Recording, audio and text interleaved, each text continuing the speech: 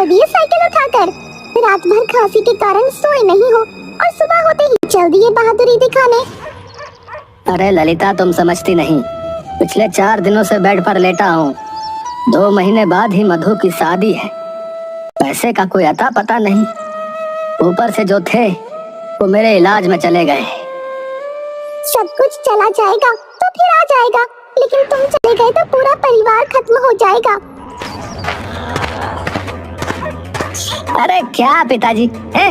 एक तो रात भर खांस खांस कर सोने नहीं दिया और अब 5 बजे से आप लोगों का ड्रामा स्टार्ट हो गया। अरे जब डॉक्टर ने आराम करने को कहा है तो फिर सवेरे सवेरे क्यों कसरत दिखाने पर उतारू हैं? यही जिंदगी है। तुम्हें अभी समझ नहीं आएगा बेटा। जिसका जवान बेटा घर में बैठा हो, जवान बेटी की शादी का पैसा जुटाना हो, वो भला कैसे आराम फरमा सकता है? अरे लेकिन डॉक्टर ने आपको धुएं से दूर रहने की सलाह दी है और चाय की दुकान बिना धुएं के तो हो ही नहीं सकता। जब तुम्हें इतनी फिक्र है बाबूजी की, तो फिर तू ही क्यों नहीं दुकान पर चला जाता? ए माँ, तुझे पता है ना, मुझे चाय बेचना बिल्कुल पसंद नहीं है, समझी? लेकिन अगर तू कहती है तो पिताजी के ठीक होने तक मैं चाय की दुकान पर चला जाऊंगा। राजू रमेश की चाय की दुकान पर जाकर चाय बेचने लगता है, लेकिन राजू हमेशा सोचता कि किस तरह से ज्यादा पैसा कमाया जाए ताकि उन लोगों की दरिद्रता दूर हो सके। तभी राजू का दोस्त गट्टू वहाँ आकर बैठ जाता है। और भाई कैसा है तू? आज चाचा नहीं आए दुकान पे? अरे यार, वो पिताजी की तबीयत जरा खराब चल रही है तो मैंने सोचा आज मैं ही दुकान पर चलूं। अच्छा भाई, बहुत बढ़िया। आज फ्री में 1 कप चाय तो मिलेगी ना भैया? अबे भिखमंगे, कभी तो जेब में 5 रुपए रख लिया कर, हमेशा रोता रहता है। अबे भाषण मत दे अब। तुझे पता नहीं मैंने गुड्डू बाबा को हाथ दिखाया था। जल्दी ही मेरी लॉटरी लगने वाली लाखों की, तब तेरा सारा उधारी चुकता कर दूंगा भाई। ले ले कमीने, पी ले चाय। और तेरी लॉटरी पिछले 5 साल से लगी रही है। ए भाई, वो तो तेरे जैसा हो यार। लेकिन यार, लॉटरी की जरूरत तो मुझे सच में है यार। घर के हालात कुछ अच्छे नहीं है, ऊपर से बहन की शादी। अबे भाई चिंता मत कर, सब काम अच्छे से हो जाएंगे, चिंता मत कर। इधर मधु के ससुराल वाले लगातार पैसों के लिए दबाव डाल रहे थे। देखो समधी जी, मेरा बेटा सुरेश और मधु की शादी 5 लाख रुपए में तय हुई थी। सारे पैसे शादी के 1 महीने पहले तक तुम्हें देने थे, लेकिन अभी तक तुमने सिर्फ 1 लाख रुपए ही दिए हैं भाई। अब देखिए समधी जी, 2 लाख रुपए शादी के लिए रखे थे। सोचा था 2 लाख किसी से कर्ज लेकर मधु की शादी कर दूंगा, लेकिन रखे हुए पैसे भी मेरे इलाज में खर्च हो गए। आपका बड़ा सा ढाबा है, मुझे 1 साल की मोहलत दे दीजिए, मैं आपकी पाई चुका दूंगा। देखो भाई, कान खोल कर सुन लो समधी जी, मैं बिना पूरा पैसा लिए बेटे की शादी नहीं करने वाला। 1 साल तक मेरा बेटा कुंवारा नहीं रह सकता। 1 सप्ताह में पूरे 4 लाख रुपए पहुंचा दो, नहीं तो ये शादी कैंसिल समझो भाई। जगन के जाने के बाद रमेश की तबीयत और बिगड़ जाती है। ललिता गांव का दबंग होशियार सिंह की पत्नी प्यारी से जाकर मिलती है। अरे ललिता दीदी, आज इधर का रास्ता कैसे भटक गई? मैं तुम्हारे पास ही आ रही थी बहन। तो मधु की शादी के लिए 4 लाख रुपए की जरूरत थी। भाई साहब को बोलकर दिलवा देती तो मदद हो जाती हमारी। ठीक है बहन, मैं उन्हें बोलती हूँ। प्यारी होशियार सिंह को बोलकर ऊंचे सूद पर रुपए दिलवा देती है। ललिता घर पहुंचकर वो पैसा रमेश को दे देती है। लीजिए 4 लाख रुपए और जगन भाई साहब को जाकर दे दीजिए। शादी की डेट भी फाइनल करके ही आइएगा।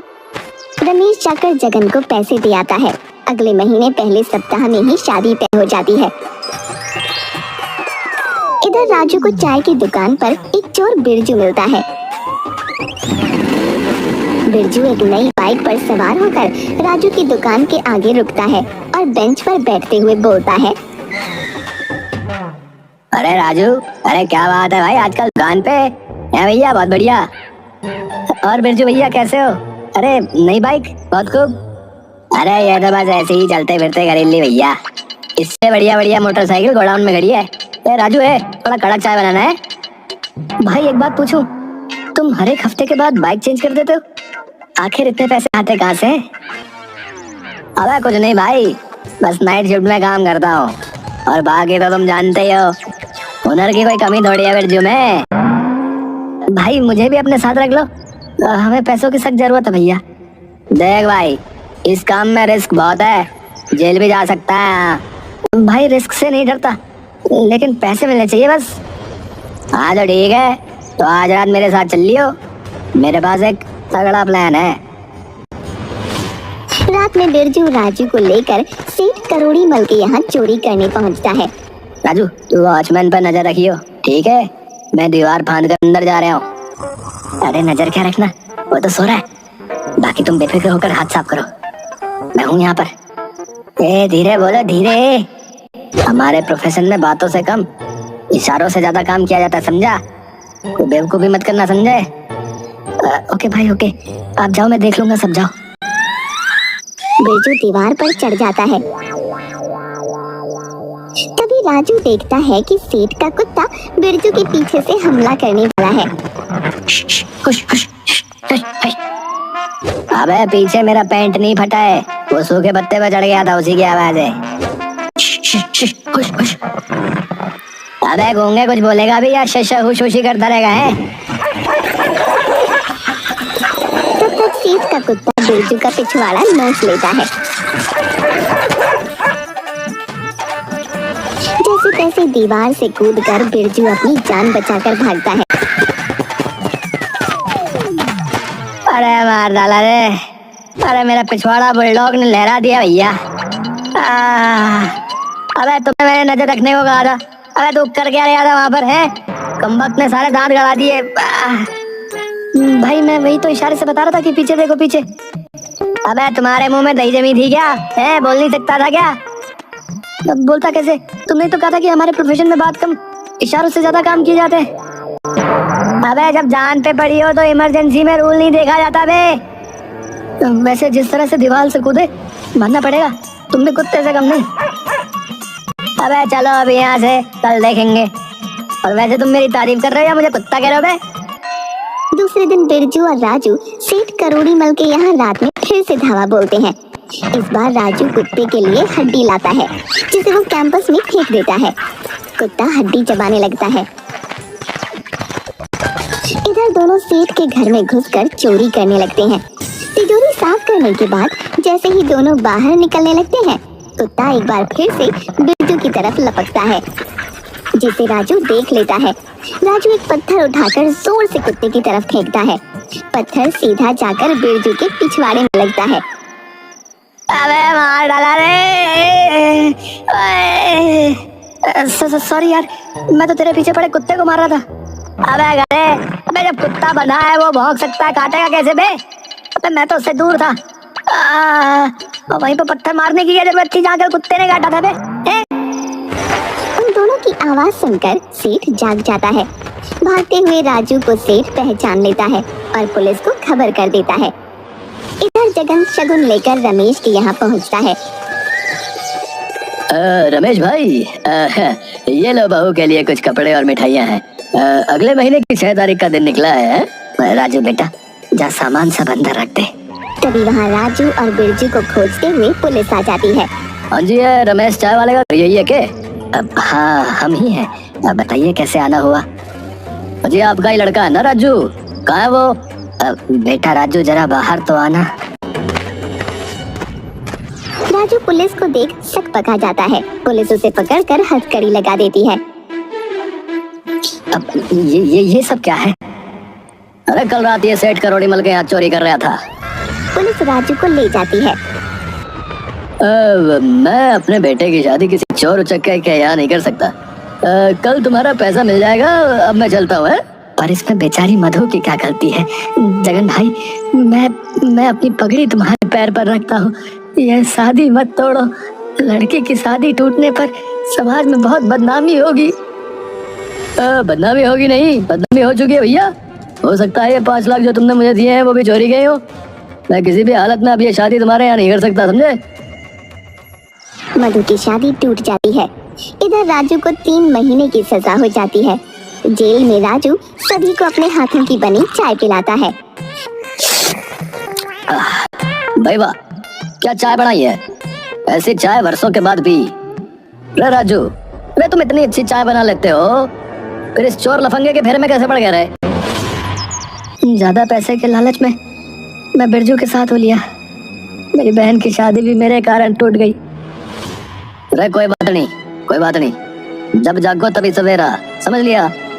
कोई भी काम छोटा नहीं होता, बस उसे पूरी ईमानदारी के साथ किया जाए ना, तो वो तुम्हें मंजिल पर पहुंचा ही देता है। 3 लाख रुपए राजू को जेल से छुड़ाने में लग जाते हैं। ऊपर से होशियार सिंह सूद समेत 6 लाख रुपए रमेश से मांगता है। रमेश का घर तक बिक जाता है। जेल से आने के बाद राजू चाय की दुकान को मसाला चाय के नाम से फिर से खोलता है। शाबाश राजू, बहुत अच्छे। अरे इनसे मिलो, यह है मेरा भतीजा प्रकाश, इसी गांव में टीचर बन गया है, सोचा तुमसे मिला दूं। आइए सर, ये लीजिए मसाले वाली चाय पीजिए। बहुत अच्छा। इतनी जायकेदार चाय तो शहरों के बड़े बड़े रेस्टोरेंट और कॉफी हाउस में भी नहीं मिलती है। आप शहर में क्यों नहीं ट्राई करते? शहर में खोलने के लिए पूंजी चाहिए, जो मेरे पास अभी नहीं है सर। वैसे मेरे शहर वाले मकान में आगे वाले कमरे में आप चाय की दुकान खोल सकते हैं। और हाँ भाई, जो भी घटेगा बढ़ेगा मुझसे पैसे ले लियो, कमाई होने पर वापस दे देना। रमेश से बात कर राजू शहर में मसाले वाली चाय की दुकान खोल देता है। शहर में दुकान का पहला दिन। अरे भाई जल्दी से गर्मा गर्म चाय लगा दो, साथ में एक फैन भी दे दिए भाई। है सर, आइए आइए, लीजिए गर्मा गर्म मसाला चाय, और ये रहा आपका फैन। भाई मेरे क्या बवाल चाय बनाए भैया।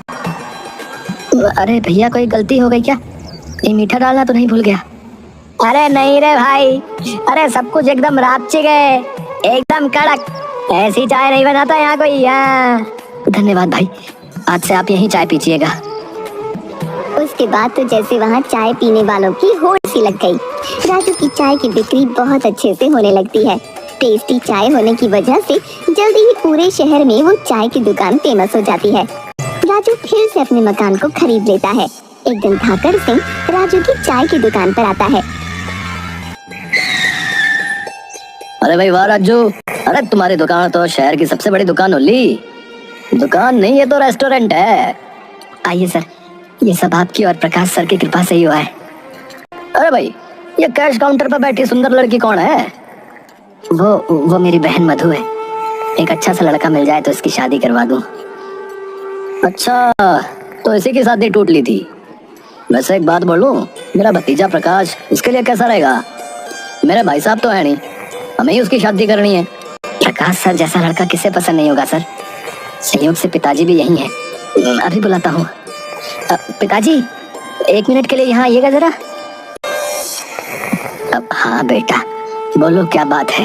ये है प्रकाश सर के चाचा धाकड़ सिंह। अरे प्रकाश सर को गांव में कौन नहीं जानता, बहुत ही नेक इंसान है। और धाकड़ सिंह जी को तो मैं कैसे भूल सकता हूँ। तुम्हारी रिहाई में इन्होंने हमारी बहुत मदद की थी बेटा। अब तो रमेश जी, क्या हम इस जान पहचान को रिश्तेदारी में बदल सकते हैं कि? मैं अपने प्रकाश का विवाह जो है आपकी बेटी मधु से करना चाहता हूँ। इतनी बड़ी सौगात मेरे लिए कुछ और हो ही नहीं सकती। प्रकाश जैसा दामाद मिलेगा, ये मैंने सपने में भी नहीं सोचा था। मधु और प्रकाश की शादी धूमधाम से हो जाती है।